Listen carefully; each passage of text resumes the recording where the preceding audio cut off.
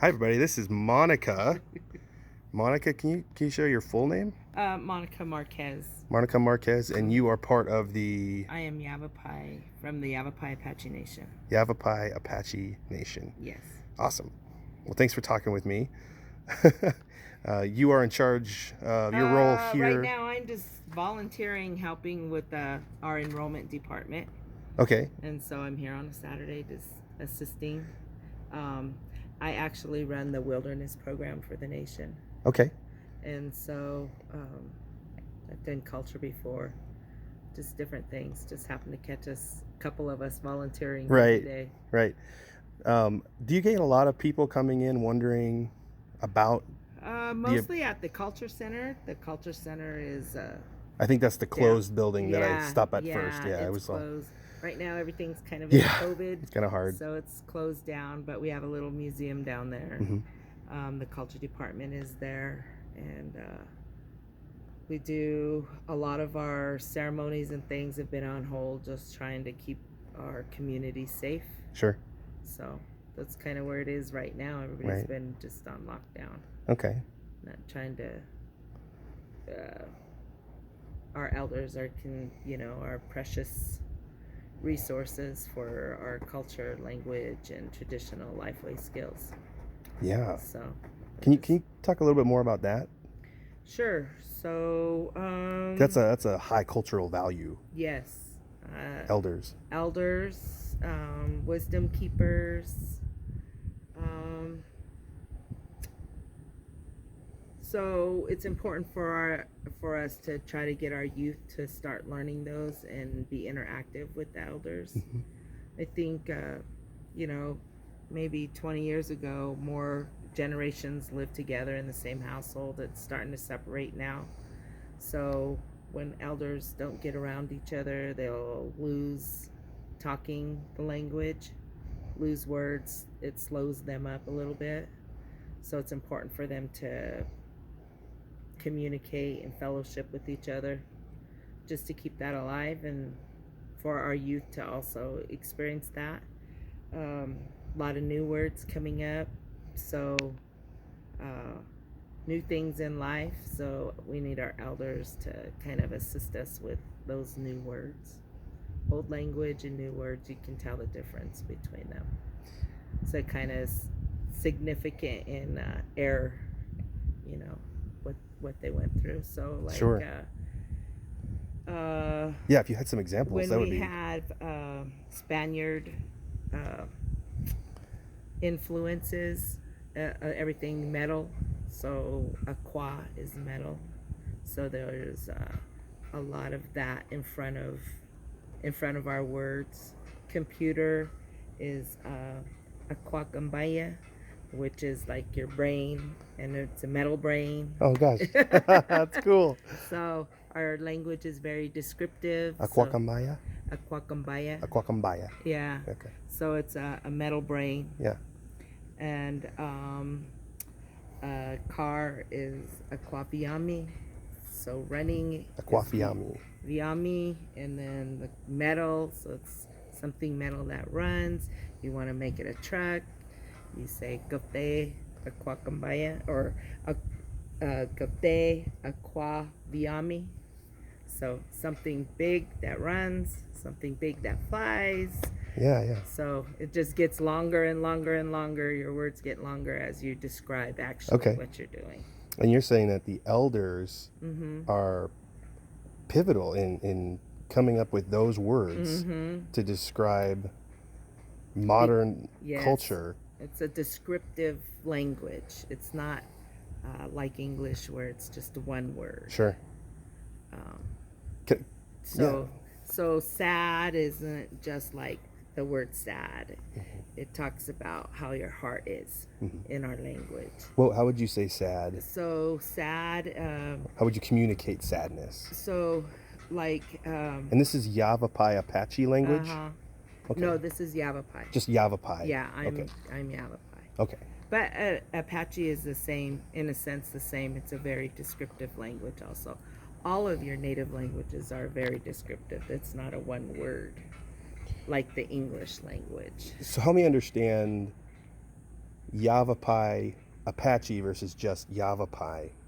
So it's just that's who we are as a people. The Apaches are, that's who they are as a people. When we refer to ourselves as Yavapai, we're Apaches. And then when the Apache refer to themselves as a people, they're Ene.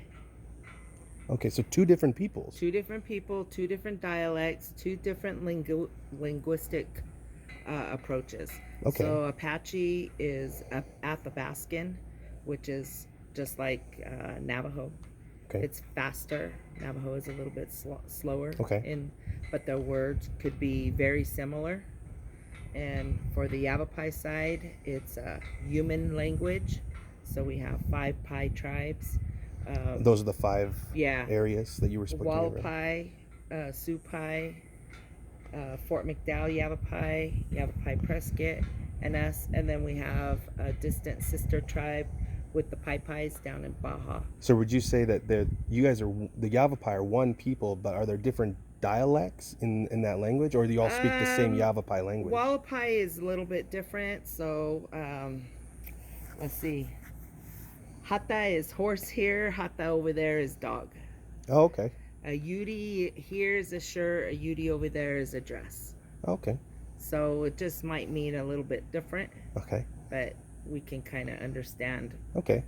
So in Yavapai, how would you say thank you and please and just a couple of those phrases? There's not a word. There's no words for that. It's just like a heartfelt. Mm-hmm. So Hanagum. They'll say Hanakyo, Hanakyom, different ways. Hanagum. That's just a little bit of different dialect. And when you say that, you're communicating it's what? It's good. Everything is good. Okay. So when you're saying Hanik Mavo, like some people might say that for goodbye, but all that means is to walk good, mm-hmm. to be good with yourself. Okay. Go in a good way. Okay. So it's just it's a little bit more to it. It sounds more holistic. Yeah. It's about the feeling that you have. Yeah. So Hawaii is if you're like angry, your heart is mad, mm-hmm. it's sad, it's hurting. Hawaii. Hawaii is your heart, like you're mad. Mm-hmm. You're mad right now, and you could be crying. So that's what they would ask you. How does the Yavapai relate to white people? I guess I don't know how else to ask that. Well, I mean, we live in 2 worlds right now. Uh-huh. You know, it's just trying to keep your culture alive, but also be a part of the world where you're not looking down, or you don't. There's a lot of cultures that have went through horrific holocausts, you know. Yeah. And I think the thing that we try to teach our kids, I know for myself, I try to teach my children. I'm half German myself, so when we say we're born, you are born for your mother's people, because we're a matriarchal society. Okay. You're born for your mother's people, and you're a gift to your fathers. You're gifted to your fathers. So women follow, or not women, but follow your mother's side. So for me, it goes Yavapai, but I'm a gift to the German people. That's fascinating. One of our early assignments in the class was looking at some clips of the movie Fiddler on the Roof. Mm-hmm. Are you familiar with that film? Mm-hmm. So the Jewish culture, mm-hmm. One of the opening songs talks about the fathers being the workers, mm-hmm. but the mothers being the ones that are the leaders. They're the leaders of the home. They keep it together. But they're also responsible for helping the kids stay in the Word, stay mm-hmm. in their traditions spiritually. Mm-hmm. So that's really fascinating. Yeah. But at the end of the book of Malachi in the Bible, the Old Testament, the last verse talks about the need for Elijah the prophet. Well, ultimately we're talking about Jesus, mm-hmm. returning the hearts of the fathers to their children and the hearts of the children to their fathers. I just find that fascinating. Yeah. That you're speaking about the same cultural values. Your mother is your caretaker, and she teaches you those important lessons in life. Yeah. And you look after your father, you know, to show you how to be that worker, that hunter. But your gathering is done by the women. And also your butchering and your skinning, that's all the art of a woman side. So you're very much take after a lot of the feminine part of it, because that's the only way that you can learn to be a man and raise your children in that way and respect that. So what we say is, if you were to have a lot of sons, you lose those sons because those sons go with the woman, because we're matriarchal. Wow. But if you have daughters, you gain all those sons, because whoever they marry is now in your family. Wow. So those son-in-laws become your sons. Right. They're part of our family. That's so cool. My son would go to another person's family. I still have ties to those babies, but he goes with that woman and they become one. Wow. Yeah. So your family just grows and grows and grows. Well, I could talk with you forever. I really could. You're awesome. I'll just stop it for now. Okay. I'm gonna say thank you on camera to Monica Marquez. That's right. Thank you very much. Anything else you want to say before I cut this off? No. He's like, you need to know this first before you leave today. I think the only thing I try to share with the kids is just, I work with a lot of kids, have a lot of kids, is that we're all here together, and it's not you know, in the times that we're facing right now, not to judge people on the outside, you know, to really look at the heart, because that's what we're supposed to be about. Even with our own family, we raise our kids to be giving, even if it's a little that we have, you're to give that. So you're to share, you're to be compassionate, you're to be hanikum. You're supposed to be good. Yeah.